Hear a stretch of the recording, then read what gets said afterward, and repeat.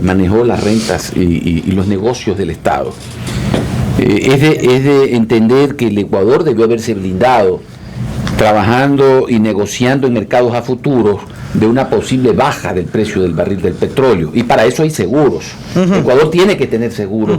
Por eso yo pienso que el presidente está preocupado, pero de alguna manera yo veía en el fondo de que tiene que tener algunas salvaguardias también que le impidan caer, y ahí sí pues ahí sí la situación hubiera sido más crítica. ¿Sí conoces tú de qué es los seguros? A ver, primero que nada, la ministra de Finanzas no manejaba los negocios del país, porque esta ministra de Finanzas cree muchísimo en lo que es la desconcentración y la descentralización, ¿no, verdad? Yeah. Y una creo yo, de mis virtudes fue haber interpretado bien la filosofía del presidente de la República cuando decía que el ministro de Finanzas no era el dueño de todo. No era el que, como dicen en Chile, el que cortaba el cake, ¿no, verdad? El que cortaba la torta, ¿no, verdad?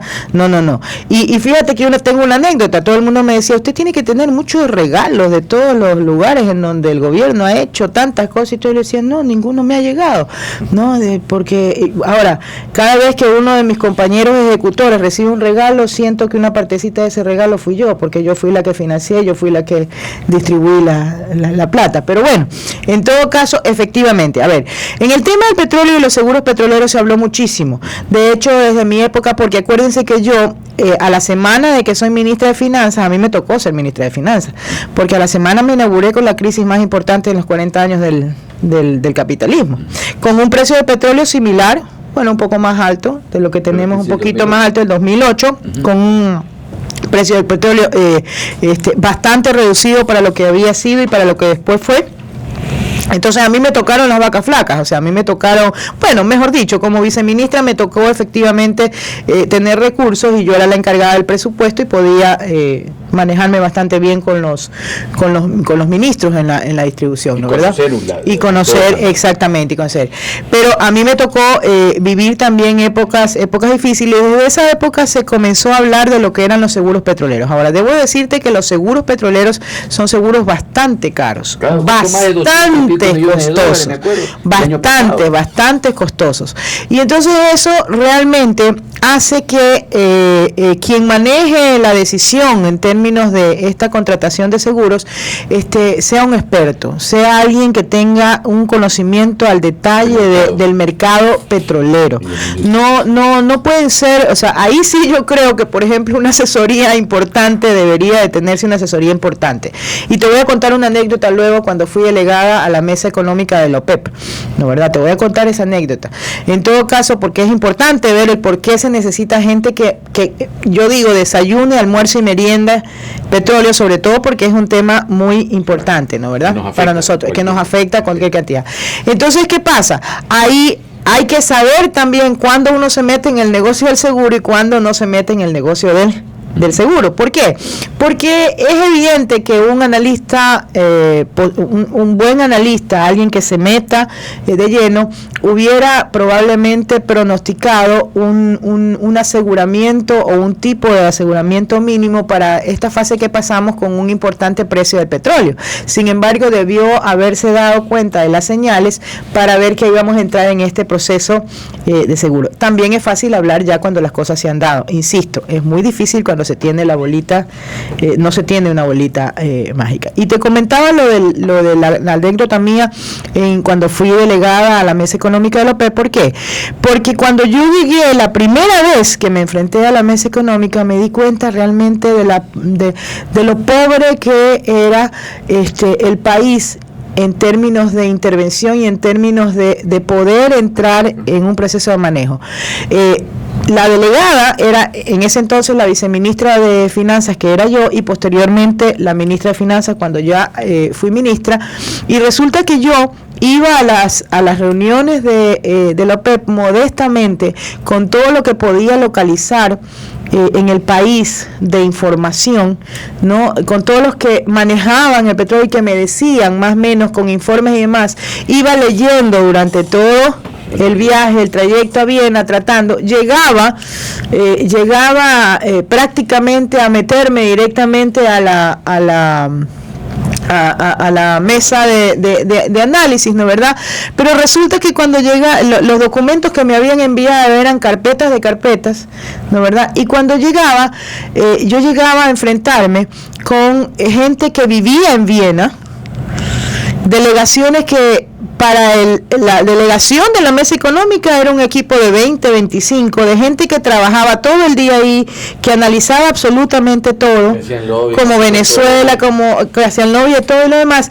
Y entonces cuando yo llegué, la primera vez cuando regresé, me juré que realmente si yo continuaba en eso, yo tenía que generar un equipo, y fue el momento en donde tomé a uno de los chicos del Ministerio de Finanzas, yo no sé si seguirá o no, y logré introducirlo dentro de la OPEP como funcionario de la OPEP, con el sentido de que este chico, aunque sea uno, tengamos en la OPEP y nos tenga en retroalimentación constante la situación.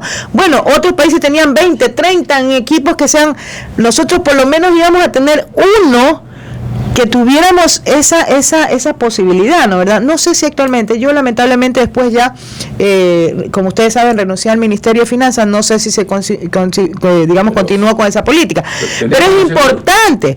Ahora, el seguro estaba planteado, en mi época no se llegó a tomar, ¿no? Entre otras cosas, a mí sinceramente, hace un año se tomó. Así es, yo también creo que de alguna manera se vio el tema de que sí se llevó el seguro. Lamentablemente este tipo de noticias, como precisamente la ciudadanía no prevé, digámoslo así, o no mira este entorno que es muy amplio, a lo mejor no exige este tipo. Y fíjate, lo miope del periodismo también, lamento, estamos en una radio, pero hay que hacerme culpa también, la miopía del periodismo también, y la falta también de preparación en determinado momento del periodismo, porque cuando un periodismo objetivo, cuando realmente es un estudioso de los temas que analiza, no debería de tenerlo como materia de análisis, no en confrontación con el gobierno, sino más bien desde una perspectiva como la que yo estoy diciendo. Bueno, aquí nosotros lo hemos planteado. Así siempre. Es. No, y sobre todo al que le quede el guante, que se lo chante, digamos, ¿no? Sin abrir polémica. Ajá. Pero por ejemplo, aquí nos hemos planteado que hubiéramos querido conocer, dentro de las cláusulas contractuales que se negoció con China, ajá, haber puesto un precio piso. Claro, pero fíjate, pero mira. Pero se lo declaró confidencial, pues, María. Claro, ese fue el problema. Así es, pero ese es el tema. Pero el tema justamente está en planteado. Pero ¿por qué en determinado momento se lo declara confidencial? Mira lo que pasó en el tema de la deuda externa. El problema de la deuda externa es que debía ser confidencial. ¿Por qué? Porque yo tenía a todo un país, tenía todo un país que me apoyaba en el tema de conseguirlo, y tenía a toda una prensa que durante un año me declaró loca, pues, porque si ustedes revisan todas las bromas y todos los recortes, ¿no verdad? ¿Qué pasó? Decían que era un infantilismo, decían, hoy por hoy hasta se cuestiona lo que mundialmente se ha reconocido como un éxito, y se cuestiona la forma en que se hizo en este momento que estamos sufriendo y debo decir, y déjeme decirle que yo aquí sí, por ejemplo, por eso en su momento le agradecí personalmente a O'Neill, porque fue el único periodista que, después de haberme dado palo los caricaturistas y demás, fue el único que tuvo la valentía de sacar una hermosa figura mía con mis más de 360 libras saltando y diciendo lo logramos, y poner en enorme felicitaciones. O sea, que son cosas, eso es un mérito, porque hay que saber reconocer. Entonces, ¿qué pasa? En muchas ocasiones también, yo no estoy justificando, y yo creo que esto debería ser una información, pero en muchas ocasiones habría que ver lo trascendental que puede ser el que cierta información que puede ser manipulada y puede ser mal interpretada o puede ser mal difundida, pueda tener para los verdaderos objetivos del país. Sin más ni más, después de la deuda, yo he visto cómo en un famoso video que hay por ahí, entrevistan a un señor que sí, que fue parte de toda una lucha y ojo, y está a favor del desendeudamiento, y sin embargo cada vez que yo veo ese video me erizo, y me erizo, ¿sabes por qué? Porque el señor que nunca estuvo en el proceso de ejecución, que no sabe lo que realmente dice, un poco de barbaridades en función de creer que eso fue lo que se dio y eso aporta al objetivo del endeudamiento. Es que casualmente es por eso que... Y no estamos hablando, y ojo, no estamos hablando de alguien en contra, estamos hablando de alguien a favor, ¿no? Claro, por eso las especulaciones se dan en función de la falta de información. Aquí, como ha habido antecedentes del pasado, de que cada vez que ha habido algo secreto, confidencial, ha sido sinónimo de corrupción. Hay en la retina de la gente y en sus pensamientos el volar enseguida a pensar que lo dicen confidencial. ¿Por qué lo esconden? ¿Por qué lo esconden? Porque a ver qué intereses se quieren esconder. Claro, ¿por qué lo esconden? Porque de repente, mira, en el caso, una de las cosas que se ha venido diciendo, en el caso, por ejemplo, de las preventas de petróleo. En el caso de las preventas de petróleo, o sea, yo creo que el punto no es ponerse a discutir en el instrumento. Que si es crédito o no es crédito, que si esto, que lo aquí. O sea, el crédito es bien claro. El crédito es cuando tú recibes un dinero y se establece que es un préstamo. Cuando tú estableces una preventa, lo que estás estableciendo es un prepago, o mejor dicho, te pagan por anticipado lo que tú vas a entregar después. Eso no es crédito. No es venta anticipada. Eso es una venta anticipada, es una preventa. Esto es una preventa. No está prohibido y de hecho, de alguna manera, ¿tú crees que si estuviera prohibido ya no estuviera no atacarían eso? No.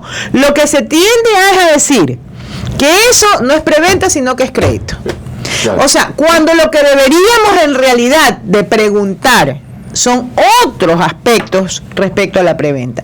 Deberíamos estar preocupados de otros aspectos de la preventa. De la deuda que se dice porque justamente no es un crédito, no es que tú recibes en función de la nada. Es una venta. ¿No? Es una venta, sino es como lo que hacen muchos en el mundo. Oye, pero si uno de los mercados más florecientes fue o sea, como todo, ¿ah? O sea, como en determinado momento, uno de los mercados más florecientes, más dinámicos, es el mercado de futuros, pues. ¿Y qué hace todo el mercado de futuros? También. No, por supuesto, pero ahí es que tienes que medir mayor incertidumbre. Y entonces por eso, a eso que voy yo. Lo que debíamos analizar es si la utilización de ese dinero justifica o no justifica. Entonces, si tú me dices mañana, estoy vendiendo el petróleo anticipadamente, ¿por qué?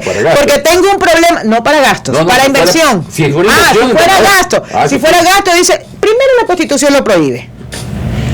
Y segundo, evidentemente no, pues ¿cómo voy a hacer para gasto? No, pero si tú me dices, en el año 2015, que ya el presidente sabía que era un año difícil, y me dices, tengo necesidad de financiar los megaproyectos, que si los paralizo, todo lo invertido se me queda en nada. Pero si sigo invirtiendo, en el 2016 voy a tener una rentabilidad desde la perspectiva de gobierno, la primera, eliminar subsidios. Entonces dime, ¿es negocio eso? ¿Es negocio o no es negocio? Entonces, eso es lo que hay que preguntar. A ver, sí, ya, bueno, muy bien, pero dígame, ¿para qué? Dice estar tonteando en discutirse. Hay fallas comunicacionales, pues. Hay fallas comunicacionales, pero también hay fallos de demanda de comunicación, pues. Pero es que no hay el diálogo. Y entonces, ¿qué pasa? Cuando yo sí creo. Comparece el presidente ante periodistas. Yo sí creo. Son periodistas que cuando están delante del presidente lo aplauden, atrás de él vienen y hablan cosas que ¿por qué no lo plantearon en su momento? Pero eso vamos a seguir luego de la pausa. Ok, muy bien. Teleradio 1350 AM, transmitiendo desde Guayaquil, Ecuador.